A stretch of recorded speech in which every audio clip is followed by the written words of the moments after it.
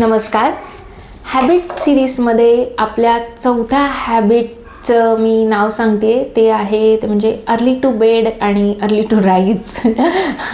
तर early to bed and early to rise यामध्ये दोन गोष्टी येतात आणि तिसरा आपली अजून एक हॅबिट आहे ती यामध्येच इन्क्लूड केलेली आहे, ती म्हणजे डीप स्लीपमध्ये जाणं. तर आज आपण या व्हिडिओमध्ये बघणार आहोत या डीप स्लीपचा किंवा लवकर उठण्याचा एवढा सिरियसनेस का आहे, त्याच्यानंतर त्याचे फायदे कोणते आहेत आणि त्याच्यानंतर ही सवय तुम्ही लावून कशी घेणार आहात. ओके, सो पहिल्या मुद्द्याकडे आपण वळूयात की डीप स्लीप किंवा लवकर उठण्याचे सिरियसनेस काय आहे.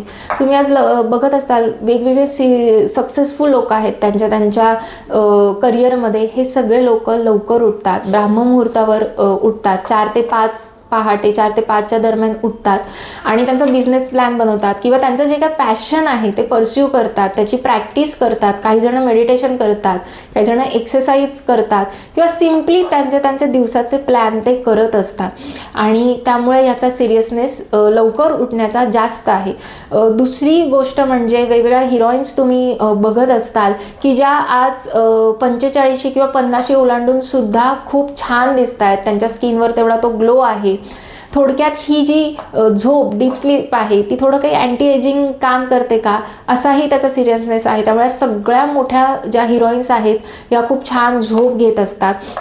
त्याच्यानंतर आपल्याला आज एवढा स्ट्रेस आहे त्यामुळे आधी आपण डॉक्टर सगळे सांगायचो की 6 तास झोप घ्या, 6 तास झोप सफिशियंट आहेत. पण आता तेच डॉक्टर सांगतात की तुम्हाला 7 तास झोप घ्या, 8 तास, काही जण तर 9 तास झोप घ्या सांगतात. तर याचं का महत्त्व वाढलं आहे, कारण आपल्या सगळ्यांना कळलं की आपण ज्या लाईफस्टाईलमधून चाललेलो आहोत तिथे डीप स्लीपचं प्रमाण हे खूप कमी आहे. आपण 7 तास 8 तास झोपतो म्हणजे काय, डीप स्लीपमध्ये 7 तास जात नसतो, तर त्यामध्ये साधारणतः 4 ते 5 तासच तुम्हाला डीप स्लीप ही लागत असते. ह्याचं महत्त्व सगळ्यांना कळलेलं आहे. आपल्याला झोपेमध्ये डीप स्लीपमध्ये जायला आपल्याला 1 तास लागतो, साधारणतः काही ना 2 तास लागतात. हे खरं तर दुर्दैव आहे, पण हीच परिस्थिती आहे. म्हणून आजकाल झोपेचं टायमिंग सुद्धा वाढलेलं आहे. तर आणि हे जे काही सगळे लाईफस्टाईल डिसऑर्डर आहेत हे झोप पूर्ण होत नसल्याचं हे जे आहे हे मूळ कारण आहे या सगळ्या लाईफस्टाईल डिसऑर्डरचं. त्यामुळे आता आपण लगेच फायद्यांकडे येऊयात. तर आपल्या वेगवेगळ्या आयुर्वेदिक ग्रंथामध्ये निद्रेबद्दल, झोपेबद्दल खूप छान वर्णन केलेलं आहे. त्यातला एक श्लोक आहे तो फायद्यांमध्ये मी तुम्हाला सांगते. ते म्हणजे निद्रायतम सुखम दुःखम पुष्टी कार्शम बला अबलम वृषता क्लीबता ज्ञानम अज्ञानम जीवितम न च. बघा, निद्रा खूप छान घेतली किंवा निद्रेवर कोणकोणत्या गोष्टी डिपेंड आहेत, तुमचं सुख किंवा दुःख, त्याच्यानंतर तुमचं पुष्टी किंवा कार्श म्हणजे वेट, वजन वाढणं किंवा कमी होणं, त्याच्यानंतर तुमचं ज्ञान अज्ञान, तुमचा सेक्शुअल परफॉर्मन्स, ज्ञान अज्ञानामध्ये पण ऑफकोर्स या नॉलेज बाबतीत गोष्टी येतात, तसंच तुमचं कॉन्सन्ट्रेशन, फोकसिंग या बाबतीत गोष्टी येत असतात. तर या सगळ्या ओव्हरऑल गोष्टी तुमच्या झोपेवर डिपेंड आहेत. त्याच्यानंतर मला असं सांगायला आवडेल की वाग्भट काय म्हणतात. वाग्भटांनी हे सगळं एकाच वाक्यात सांगितलं आहे, ते म्हणजे ब्राह्मे मुहूर्ते उत्तिष्ठे स्वस्थो रक्षार्थम आयुष्यः. म्हणजे तुम्हाला तुमच्या आयुष्याचं रक्षण करायचं असेल तर तुम्ही ब्राह्ममुहूर्तावर म्हणजे पहाटे 4 ते 5 या वेळेमध्ये उठलं पाहिजे, तर तुमच्या आयुष्याचं रक्षण होतं. सो बेसिकली याचे फायदे आजच्या काळानुसार काय आहेत. एक म्हणजे पहाटे उठल्यामुळे तुमची जी कॉग्नेटिव्ह पॉवर आहे, डिसिजन मेकिंग, फोकसिंग पॉवर वाढते. दुसरी गोष्ट म्हणजे तुमचं डिसिजन पॉवर वाढल्यामुळे ओव्हरऑल डेजला तुम्हाला पूर्ण दिवसभर, पूर्ण झोपेपर्यंत, रात्रीपर्यंत तुम्हाला पॉझिटिव्ह वाटतं. सेकंड म्हणजे तुमचे स्ट्रेस हार्मोन हे कमी होतात, तुम्हाला अँझायटी कमी होते. आता यामागे हे लवकर उठण्याचे फायदे असले तरी तुम्ही म्हणताल आम्हाला झोपच लागत नाही, तर डीप स्लीपमध्ये जाण्याचा सगळ्यात मोठा फायदा आहे ते म्हणजे तुमची बॉडी खूप छान चार्ज होते. मी एक एक्झाम्पल देते. सपोज हा फोन जर आपण दिवसभर मी वापरतीये, न थकता वापरतीये, तर काय होईल, त्याची बॅटरी ड्रेन होईल आणि तो लो बॅटरीवर चालेल अर्थात, हो की नाही. आपण काय करतो, बॅटरी चार्जिंगला लावतो किंवा मी सारखा वापरला तर फोन कधी हँग होतो, कधी ॲप स्लो चालतात, आपण काय करतो, स्विच ऑफ करतो, हो की नाही. तसंच बॉडीला सुद्धा आपल्या चार्जिंगची गरज असते, की जो आपण हे विसरतो, डीप स्लीपमध्ये जात नाही. आपल्याला काही तणाव असतात, काही कारणं असतात, काही काहींची लाईफस्टाईलच तशी झालेली असते, उशिरा झोपायचं, उशिरा उठायचं, डीप स्लीपमध्ये जात नाहीत त्यामुळे ती लोकं, आणि म्हणून बॉडी चार्ज होत नाही. आपल्या सेल आतनं त्यामुळे डॅमेज होत राहतात, हार्मोन्स नीट सिक्रेट होत नाहीत. त्यामुळे हे सगळे थायरॉईड, डायबेटीज हे या सगळ्या गोष्टींमुळेच उद्भवतात. सो हे आपण सगळे फायदे बघितले की किती महत्त्व आहे निद्रेचं. आयुर्वेदाने तर त्याला त्रयोपस्तंभांपैकी एक गणलेलं आहे. इतकी ही निद्रा, आहारानंतर ही निद्रा खूप महत्त्वाची सांगितलेली आहे. तर आता आपण ही सवय कशी लावून घेणार आहोत, तर त्यासाठी तुम्हाला काय करायचं आहे, सगळ्यात पहिली गोष्ट म्हणजे सकाळी लवकर उठण्याचा अलाराम लावू नका, रात्री लवकर झोपायचा अलाराम लावा.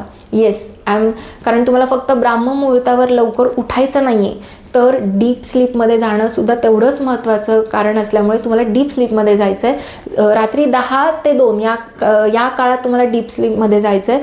त्यामुळे सगळ्यात पहिल्यांदा तुम्ही रात्री लवकर झोपायचा अलाराम लावा. हा साधारणतः कधी लावायचा तुम्हाला? 8 किंवा 8:30ला लावायचा आहे. 8-8:30ला लावला की पुढची स्टेप काय आहे, तुमच्या घरातील किंवा तुमच्या कॉन्टॅक्टमधील सगळे ब्लू लाईट्स तुम्हाला काढून टाकायचे. आता हे ब्लू लाईट्स म्हणजे for example your all gadgets, की जसं टी व्ही आहे, लॅपटॉप आहे, फोन आहे. या ब्लू लाईट्सने काय होतं, मेलॅटोनिन जो आपल्या शरीरात सिक्रेट होत असतो, की जो तुम्हाला सिग्नल देतो तुमच्या ब्रेनला की आता तुला झोपायचं आहे, बाहेर अंधार आला आहे, बाहेर अंधार झाला आहे. तर हे फोनमुळे, ब्लू लाईटमुळे काय होतं, हे मेलॅटोनिन सिक्रेटच होत नाही. त्यामुळे आपल्याला सिग्नल मिळत नाही आणि आपण जागे राहतो. दुसरा याचा गॅजेट वापरण्याचा मेन धोका किंवा तोटा असा आहे की आपण जे लास्ट रील बघतो किंवा स्क्रोलिंग करताना जे रील बघतो त्याचा साठा हा आपल्या मेंदूमध्ये होत असतो आणि त्यामुळे आपण डीप स्लीपमध्ये जात नाही. आपण त्याच गोष्टीवर विचार करत बसतो. जे लास्ट रील बघितलं किंवा जे काही स्क्रोलिंग केलेलं आहे आपण त्याच्यावरच विचार करत बसतो आणि डीप स्लीपमध्ये जायला आपल्याला अडथळा येतो. सो त्यामुळे तुम्हाला कुठलेही गॅजेट जे आहेत ते सगळे बंद करायचे आहेत.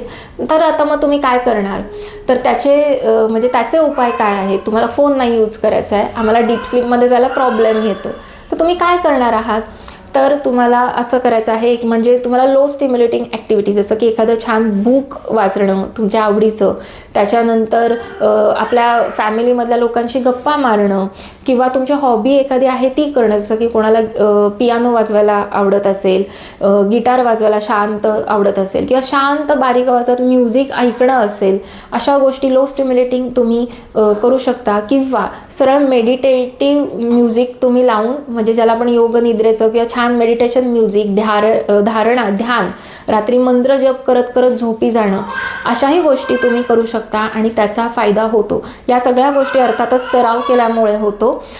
सो तुम्ही अशा गोष्टींमुळे ही हॅबिट तुम्ही लावून घेऊ शकता. सो हे 3 मुद्द्यांमध्ये मी तुम्हाला सांगितलेलं आहे आणि ही हॅबिट लावताना ऑफकोर्स तुम्हाला थोडा त्रास होईल, कारण ही थोडीशी अवघड हॅबिट आहे. बऱ्याच जणांना ही अवघड जाते. एकतर लवकर झोपायचं आणि लवकर उठायचं, ह्या 2 खूप अवघड आहेत. पण त्याचे फायदे जसं आपण बघितलं, आपलं आयुष्यच या निद्रेवर डिपेंड आहे असं समजा तुम्ही. तुम्हाला जर हे लाईफस्टाईल डिसऑर्डर, स्ट्रेस सगळा घालवायचा असेल तर तुम्हाला डीप स्लीपमध्ये जाणं खूप महत्त्वाचं आहे. हे स्वतःच्या बुद्धीला, स्वतःच्या मनाला सांगा आणि मग ही हॅबिट डेली रुटीनमध्ये लावायला सुरुवात करा. 1 आठवडा जड जाईल, पण याचे फायदे तुम्हाला नक्की 100% मिळणार आणि ते तुम्ही मला कमेंट सेक्शनमध्ये नक्की सांगा. धन्यवाद.